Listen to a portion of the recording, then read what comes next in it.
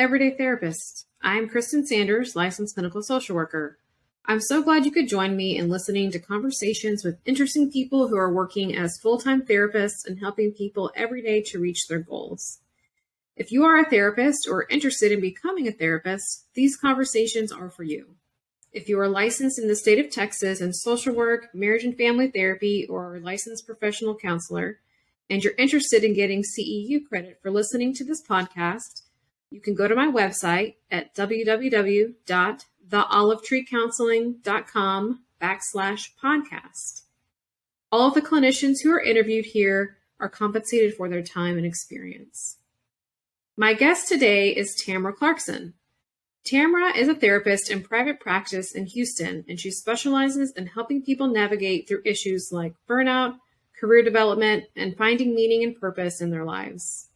I had a great time talking to her about career development and how looking for a job and or career really challenges us to figure out who we are as individuals. Stay tuned to the end of the podcast when she gives some really hot tips on how to maximize LinkedIn for career seekers. Hope you enjoy.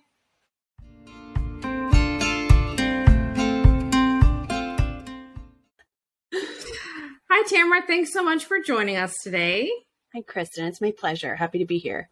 Yes, I'm so excited to talk today about you and your specialty, which is career counseling. Mm-hmm. Is that how you say it? Career services? Yeah, I would say career counseling. Yeah, I would say my specialty, I have two buckets. And so I think two for the purposes of this presentation will focus on the career, but I do mental health, high functioning folks, more professionals, anxiety, depression. And then I also have this big career bucket. So that could be burnout. It can be job search, things like that. And then I think too, I get a lot of people who haven't done therapy before. And so this career bucket allows them to start the process because they're like, oh, it's for my career. And then there's all this other stuff underneath too. So yeah, but I would say right.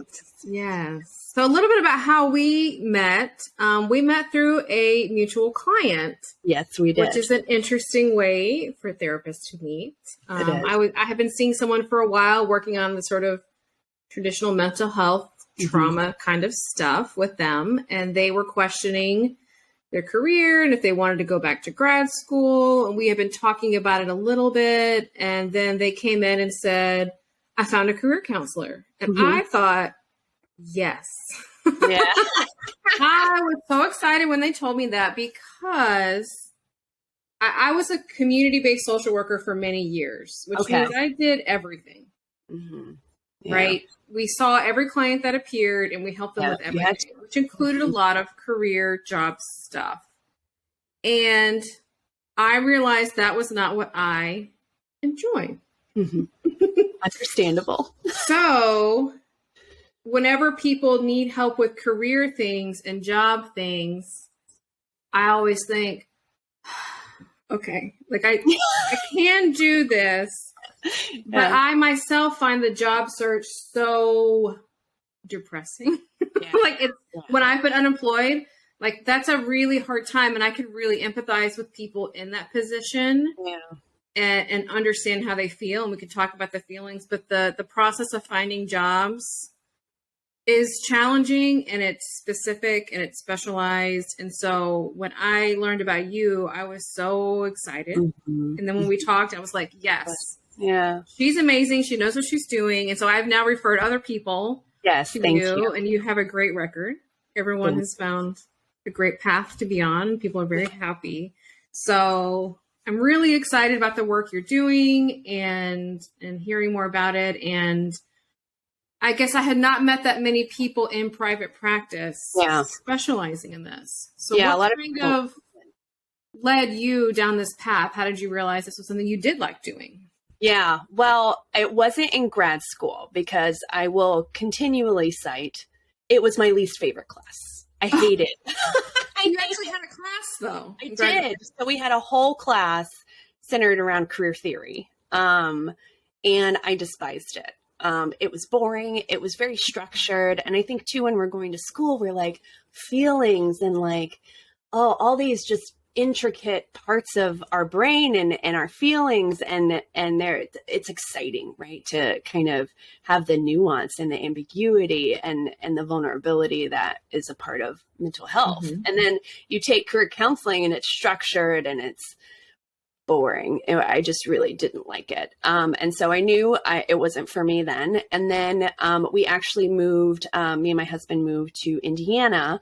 Mm-hmm. And after that, they don't have great reciprocity for therapists in Texas. And so I really had to explore what are my options while we're in that state. And we were there for 5 years. And so what's nice about a counseling degree or a social work degree is that it's applicable outside of a mental health practice, right? And so I started exploring my options, and that's when I found higher education.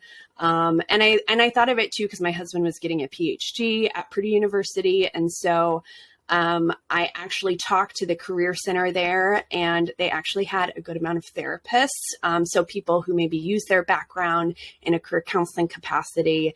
And so what I've seen is different career service centers at universities. Some are more mental health focused and some just aren't. And so I just really connected with the group there, and that's where I got my start. So I actually went in as a career counselor at Purdue University and did that for almost 5 years. And then after that, moved back to Texas and worked at Rice University for a little over 4. And then that's when I started my private practice after that. So I would say it was not by choice, but what was good about what I learned along the way is it's a lot more nuanced, right? It's not just cut and dry like I think I was taught. There's so much stuckness, like you talked about. There's so much disgruntledness. There's so much lost. People feel so lost. And I love meeting people in those places and helping them figure out a plan. I think that's one of the nice things about career counseling is that with my caseload, I have like half mental health, half career. And I love the mental health work I do. And also it's nice to have a career client to be like, I know what to do. And so it's nice to have that reprieve every now and then, right? To say, I know the structure we need to go down. And that's, I think, as a practitioner, just really nice to have. Mm-hmm. That's so interesting that you went from the least favorite class, grad school. What had you wanted to do when you first went to graduate school? Where did you go to school? Yeah, so I went to Texas State University. So I went to Texas State University. I got my undergrad in art there, and then I went and got my master's in professional counseling. And initially, I wanted to go into the school system. So I really love working with teens. They have this.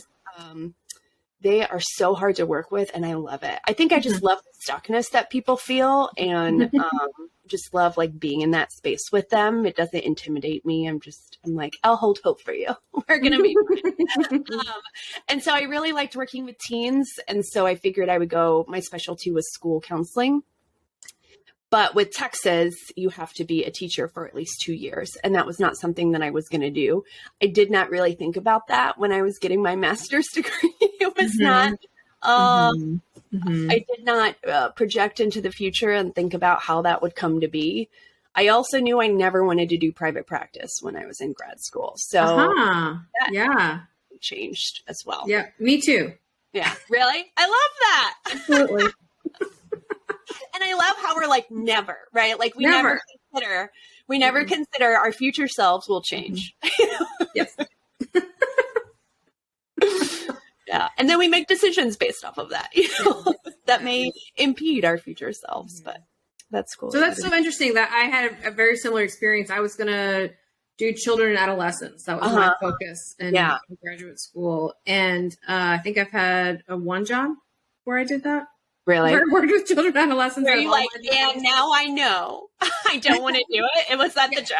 Yeah. That's what happened. So I ended up working with adults because I needed a job. I moved and I needed a job. So I worked with adults for many years. And then I had one job working with children and adolescents. And I was like, oh, actually, I am better with adults. Yeah. Yeah. Yeah. But, it takes that to realize. It does. What am I actually good at? What makes me feel good Yeah. right? Kind of how you're talking about, you Absolutely. like the career clients because you're like, oh, I know what to do in this situation. Like, I feel really good Yeah, about you're this. right. I love that you said that, because it is this balance, right? I think when we start grad school, it's like, what are my ambitions and who do I want to serve? And we don't really think about the toll it'll take on us, or if we're good at it, or how we hold it. And I think for me, I love working with teens, but gosh, I hold them in ways that are not healthy for me because they don't have autonomy and power. And that is like excruciating for me, right? And also working with parents is really hard. It's an amount of conflict that it's so intense for me that it's just hard for me to hold and navigate. And I realized, you know what? I am good at this. I love Santre. I love working with teens. I love all of that. But also, right, I'm good at working with adults. And it doesn't take the toll on me that it does with teens. And I think that's not something that we can realize in grad school, right? It is experience. What's the trade-off? Absolutely. When I started my private practice, I started at ages 10 and up, and over time it has inched up to 16 and up. Yeah. Because I was able to realize, you know, I did an inventory, like what makes me feel good at the end of the day? Who do I look forward to seeing? Absolutely. And let me, now that I'm kind of in my practice and it had been, you know, long enough to say, wait, I need to focus on what I want to do. Like, I'm the boss, right? I'm making these. But that goes back to the, you know, when you work in community-based settings, you see everybody. True. So yeah, you don't really have a choice. Learning to like niche it down over time has been the challenge. Yeah. Always a work in progress. Absolutely. I also lived in Indiana for a little while. Do you really? I did. I moved to Texas from Indiana. I lived there for about 4 years. Where did you live in Indiana? I was in Indianapolis. Okay. Oh, nice. Yeah. Well, you were in a city. That's great. Yes. I have no bad things to say about Indiana, but I'm not a snow person. I do not like the snow. No. I will take the only thing. Winter any day. You know, any day. Yeah. I don't know about an 80-degree winter, but not having to shovel snow and start my car an hour before I leave. Agreed. But yeah. It doesn't impact my life to have an 80-degree. I just feel irritated. I agree. Okay, so it sounds like you worked a lot in college settings. Yeah. Were you with college students, grad students, alumni? Yeah. What was the whole gamut? So I would say when I was at Purdue, it was mainly undergrads and PhDs, grad students. My husband was getting a PhD, like I said, so I was working a lot with people who were doing the academic job search, and then also a lot of undergrads who were doing the industry job search. And then a lot of like international students too go to Purdue University. So there were a lot of like visa, you know, navigating your visa, things like that. And then like the topics range the whole gamut. So it would be like job search, you know, interviewing, job negotiation, which is like my favorite topic to help people out with. And then at Rice, it was, I worked with MBA students. So they were typically in their late 20s, mid 20s, early 30s. And so that was a different group than undergrads, but I also worked with alums there too. Yeah.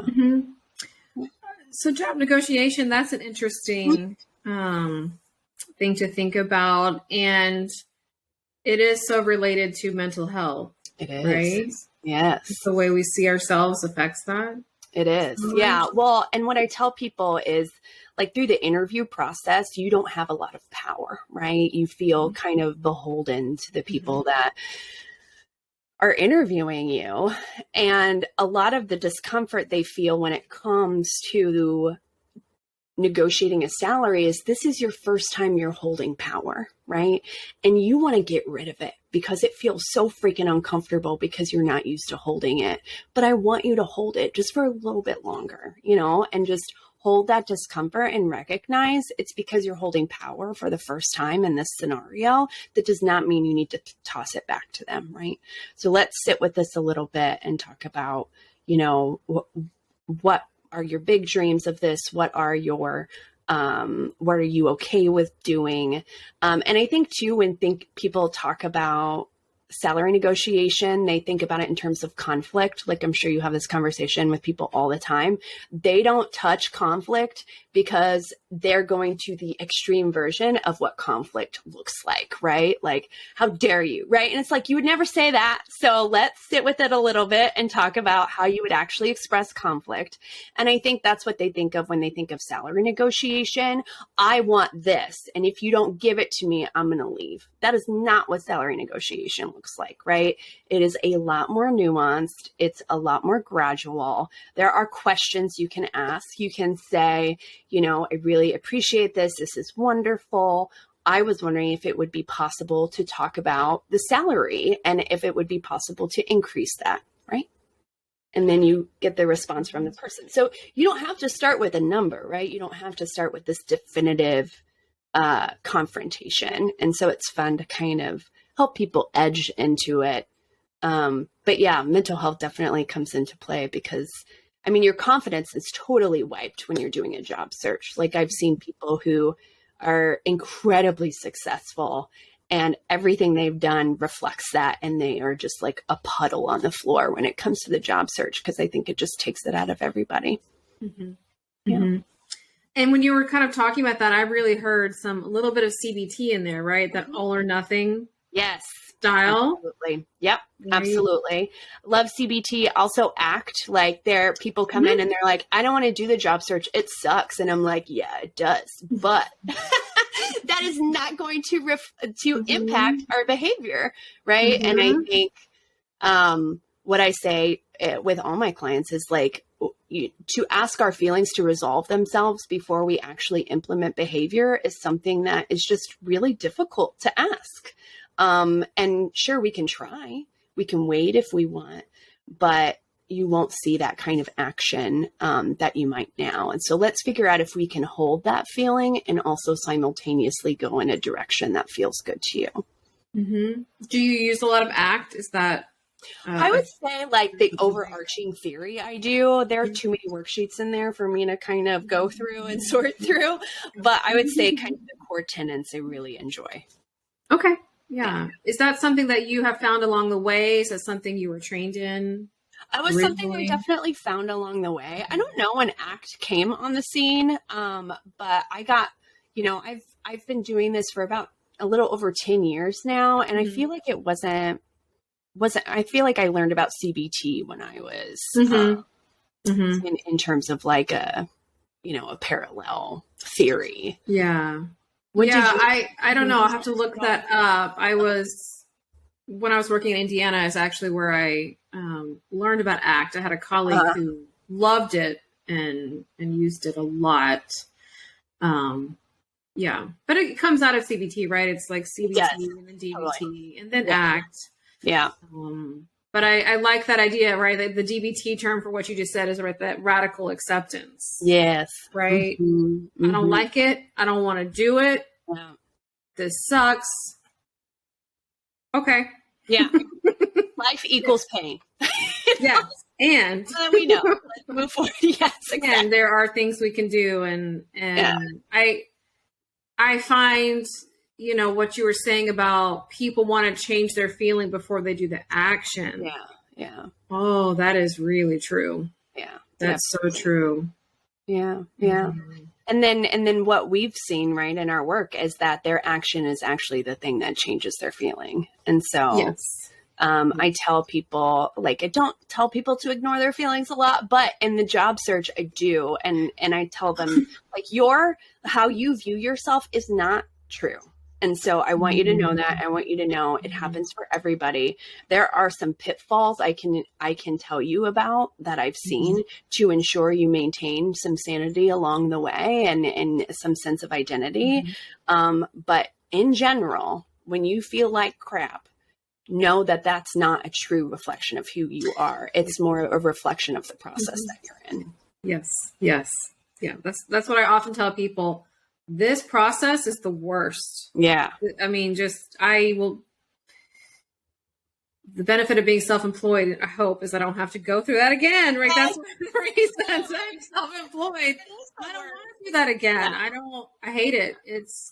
And I can have so much empathy for people because I'm like, oh, you're going to feel terrible. Yeah, it's awful. And that's normal. Yes, it is right. normal. Normalizing those feelings. So it's not about you. Like you said, it's about the process. Absolutely. And yeah. I had some people who make it to midlife and have never been unemployed. Yeah. And then when that happens to them, and that happened to a lot of people, during COVID,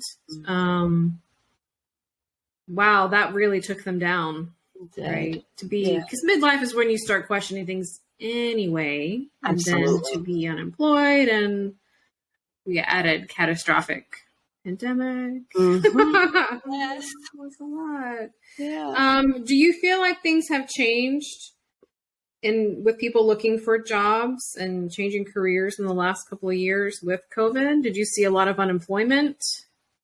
Yeah, I would say I saw a lot of unemployment, but a lot of people choosing unemployment. And so people were embracing the idea of not being employed for a little while in ways I never saw before. And so, whereas previously it would have been like if you had a gap, right, of employment, and an employer was like, what did you do during this 6 months or do during this year? It would have been something that I would have said, we definitely need to have a story around this to show them why, right? You were doing this, that it was worth it, things like that. Because an employer is going to take something at face value. So let's make sure that you tell them, right, what happened, and you advocate for yourself. I would say that's not an issue anymore. So people can take breaks, people can take gaps, and it is something that's much more acceptable in ways that it wasn't before. So I think like finding yourself is definitely something that the Great Resignation kind of, put a stamp of approval on for folks. I would say a lot of people, it was interesting. A lot of people were, contemplating like, what do I actually want to do? And so that takes time. When you are exploring options, I tell them like, we're playing a whole different ball game than a job search. And so when someone's exploring what they might want to do, I tell them they're not, do not go on any job boards at all, because it's really hard to hold applying to jobs and talking to people and asking them questions about their career and why they chose it, and to reflect, is this also, what inspires me? Those are two very different modes of functioning, like one is heightened and your brain is like, ooh, that feels good. I'm going to submit. Have I heard anything? And the other one is slow and calm and thoughtful and reflective. And so I was getting a lot more people who were in that space. And so that's fun too, because then you get to figure out like, what do you like? And that's actually a really hard question for people to answer. Sometimes we don't have a lot of folks don't have hobbies or have given themselves the opportunity to really explore what's out there. And so that's been fun too, to kind of push people to take risk and explore. Sorry, that was very long-winded, but yes. Yeah, well, and that goes back to, right, that's another tie-in to like mental health and childhood things, right? That's how we figure out a lot of those things, is what did you like when you were 8 years old? Yeah. Right? A lot of it's the same things we like as adults, but if you didn't have a childhood that allowed you to do that, yes, right, then as an adult, you're trying to figure that out. It's a lot harder. It's a lot harder. It's a very different process. What are some of the tools that you like to use to help people figure out these kinds of things? Because it is a daunting task. It is a very daunting task. So I do, like if we're starting from square one, whether like I don't really know, or maybe I like a lot of things and I don't know what the thing is. That's hard too. I love doing inventories just as a tool, and I tell them like, you can reject everything that's on this. This is just giving us a place to start. And so I like the Myers-Briggs type indicator. And then I also like the strong interest inventory. What's nice about the MBTI is it's, about your personality from Carl Jung. And so we talk about introversion, extroversion, are you more planful, spontaneous? How does that reflect in your life? And that's just fun. I just like it. It's like learning about themselves, and people typically just really enjoy that. I don't like the career component of the MBTI because what it does is it asks folks who have your personality type, do you think you would like this career? Right. And then you have a list of those. And so those people aren't actually in the jobs. They're just asking, do you think you might have a preference for this? Right. And so that's something to consider if you're thinking about disseminating the MBTI. What I like about the strong is that it does have people who are in those careers. They do them in a traditional way, and they've been in their career for at least 2 years.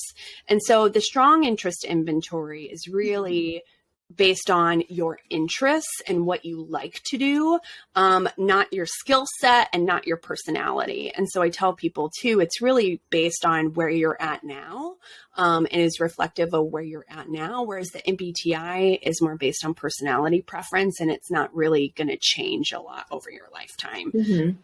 And so the strong interest inventory is fabulous because it kind of gives us a direction. It has 120 different careers that it profiles and then shows like, hey, based on your interest, you may really like this job. And so it's a place to start. Obviously, 120 professions is not reflective of the world of work. There are so many more. And so after that, I take them to a tool called ONET, and it's, you've heard of it, ONET online, I think .org or something, but if you just Google it, you can find it. And what's nice about it is you can actually search all the careers based on Holland code. And that's what you get when you take the strong interest inventory. You get what's called a Holland code. And so then you take your Holland code and then you can search hundreds and hundreds of different careers, and it profiles what these people do, how they do it, typical salary, typical education level, things like that. And so I ask them, give me a list of your top 10 professions, right? And we're going to talk about it next time. And then I ask them not to really consider educational level as a hindrance, because there's a lot of fluidity, I think, in education these days. And then after that, we try to find themes, and in general, okay, if you were going to go in a direction, I don't know, do we see any themes, right? Or a lot of these artistic related, or a lot of these helping related, or a lot of these science related. And then I use LinkedIn to help them find people to talk to. And so I think we rely on Google a lot for answers that we shouldn't rely on. And that is a facet of the process. One will always Google, but it's really people and their stories and how they got to where they are.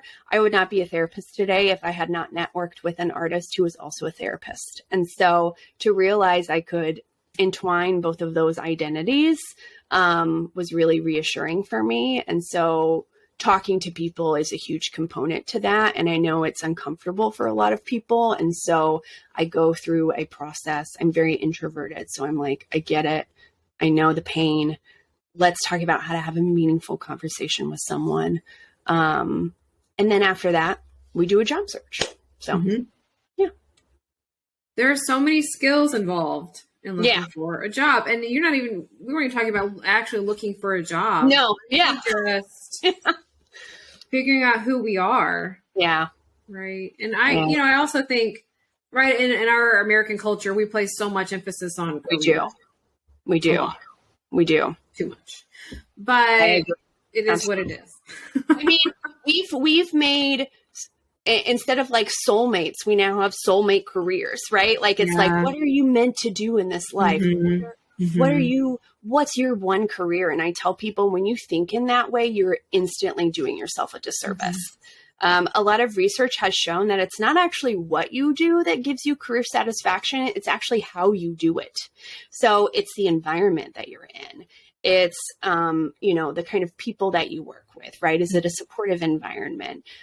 Is it virtual? Is it hybrid? And so what we focus on way too much is like, what do I want to be, when we really need to be asking ourselves, not only what do I want to be, but how do I want to do this work?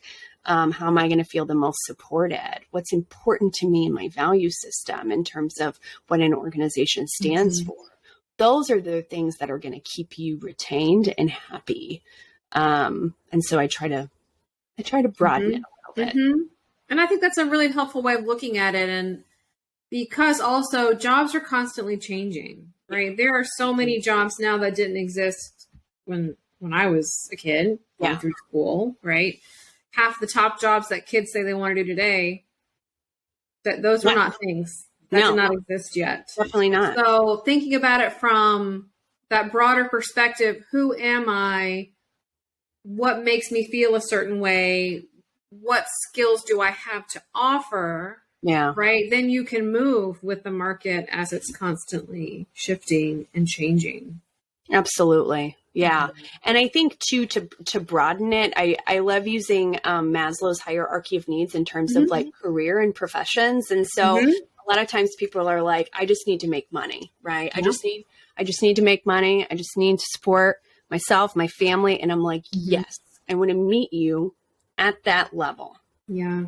But what I will tell you now is, as soon as you get that job, if it is a toxic environment, you are going to be incredibly unhappy.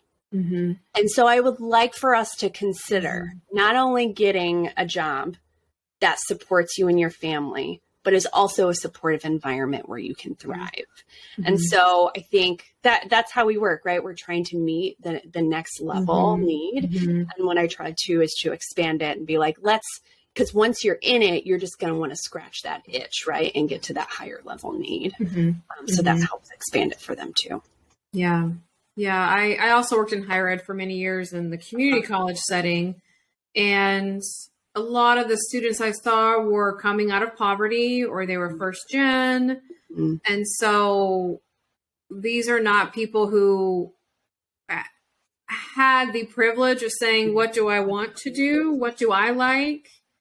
Yes. That was not a question, right? It was, I need to make money so I can get my family out of poverty.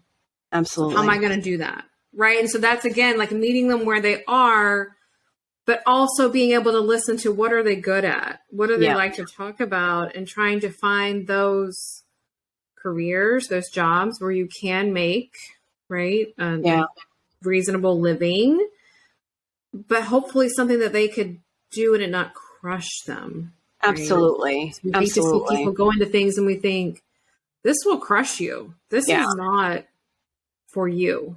Absolutely. Right? Yeah. And I think, when people have a clear line, right, of like, this is something I can do. I know I can do this. I know I'll make money. And I'm like, great, that will be here in 3 weeks. Right. Can we give ourselves, right? Let's talk about when you need money, when you need to support yourself, what kind of time frame you have. I will work with whatever I can. This will always be here. So let's say, right, you can give yourself 3 weeks. We have this here in 3 weeks. Let's put it on the calendar, right? A little CBT. Let's just put it on there for our anxiety, right? Come back to it. Let's give room to dream a little bit, right? Because if we're trying to hold like maybe what we deem as a reach career, right, or something that's not really tangible, if we hold that simultaneously while also holding a sure bet, they just aren't going to go. They're not going to work well together, right? Our brain's going to choose the thing that we already have the thought process for. The neural pathway's been built. We know the way to go. So how much room do we have to figure out what else is out there? And to give that little fire, room to grow and breathe. I think that is important too. If someone does have the room in the space, even if it's just 1 week, right, to say and ask yourself what else is out there. But when that happens, I frequently try to separate the two because it's just really hard to hold. Yeah.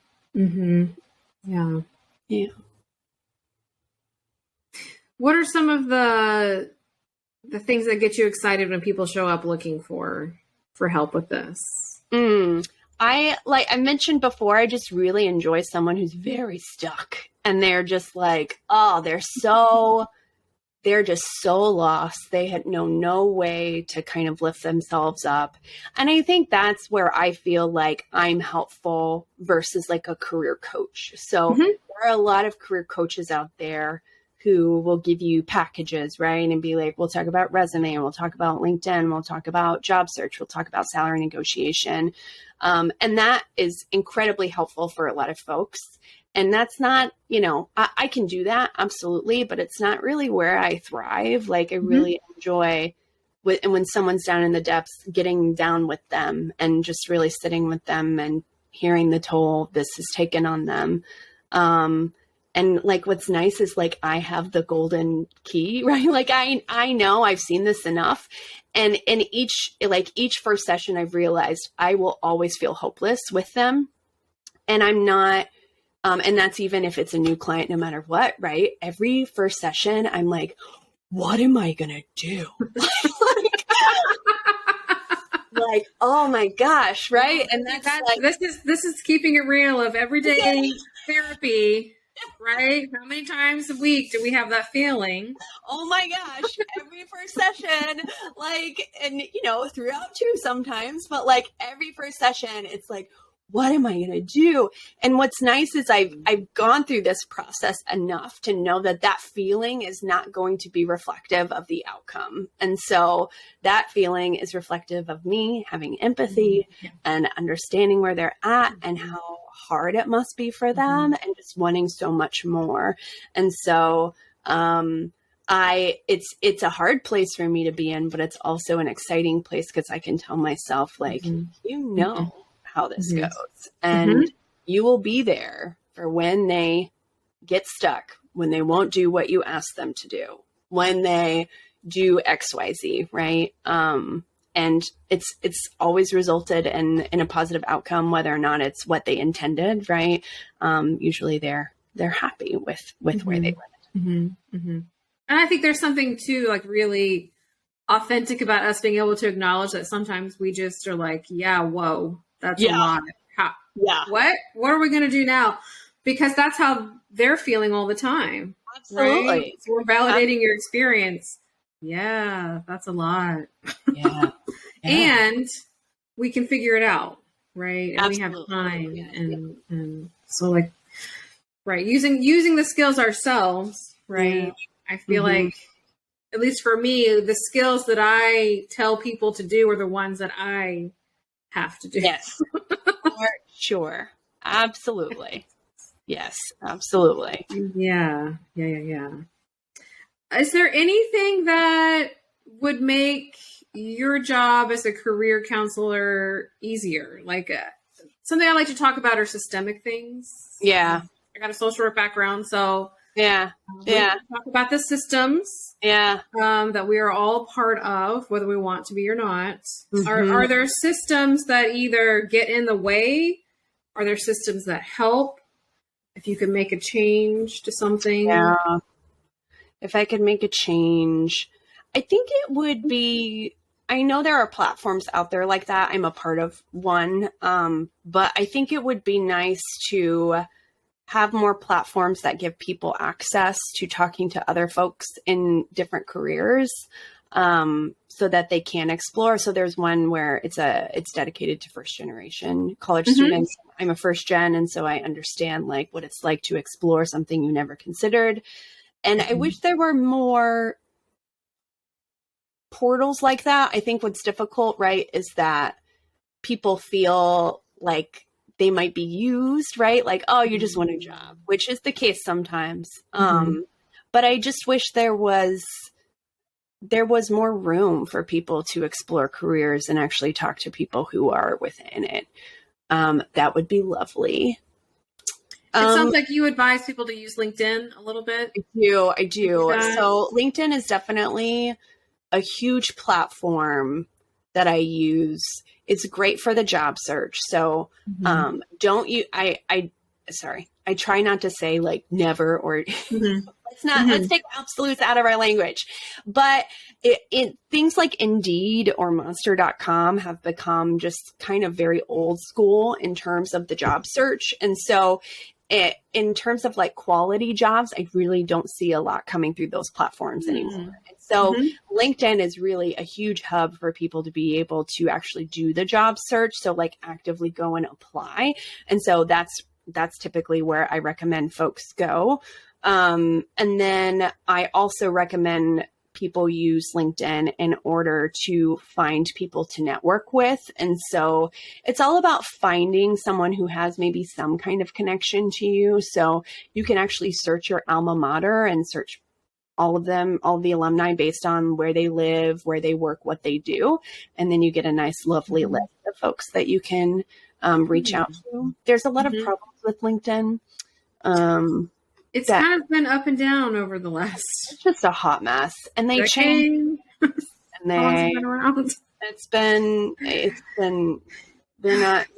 they change things, and they don't let people know.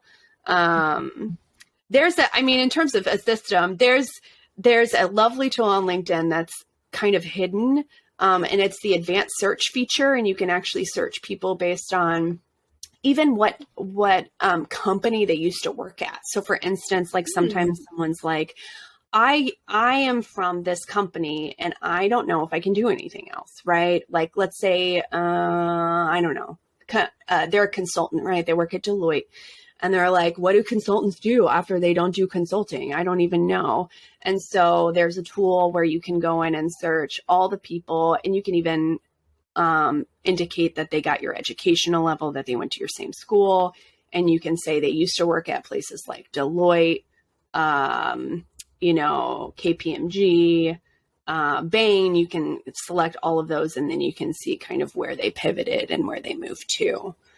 So that's a cool feature. And you can get to that by just typing anything in the LinkedIn search bar, and then the button that says all filters, and then this whole world opens up to you. Interesting. So a little internet sleuthing. Yes. Little detective work on LinkedIn. Yeah, I feel like LinkedIn was great, and then it was terrible, and now it's back again. Yeah. So I'm never sure, like, is it in or out? But it sounds like it's in right now. Yeah, it's very helpful. I would say it's worth, a lot of people ask me, is it worth paying for LinkedIn? And I would say if you're on an active job search, then yes, it would be worth paying for it, because you just get more access to their different features and things like that. And you can message more people that way.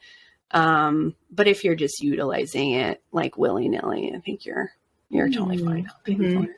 Yeah. I didn't even know there was a paid feature to LinkedIn. That's how long it's been since I've been on LinkedIn. Yeah, LinkedIn like limits how many times you can message someone on the platform.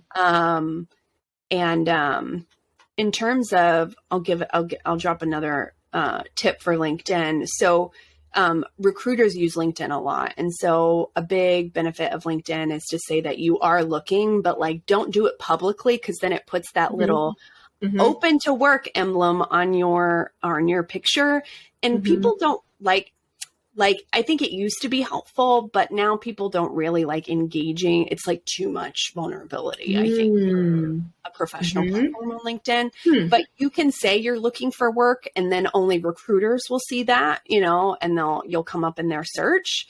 But also recruiters search people based on certain criteria, right? So if I'm searching for someone who has a social work background, I might say I want someone in social work.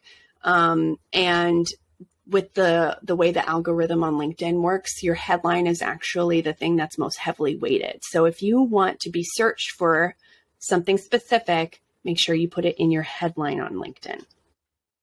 Okay. That is a hot tip. Hot tip.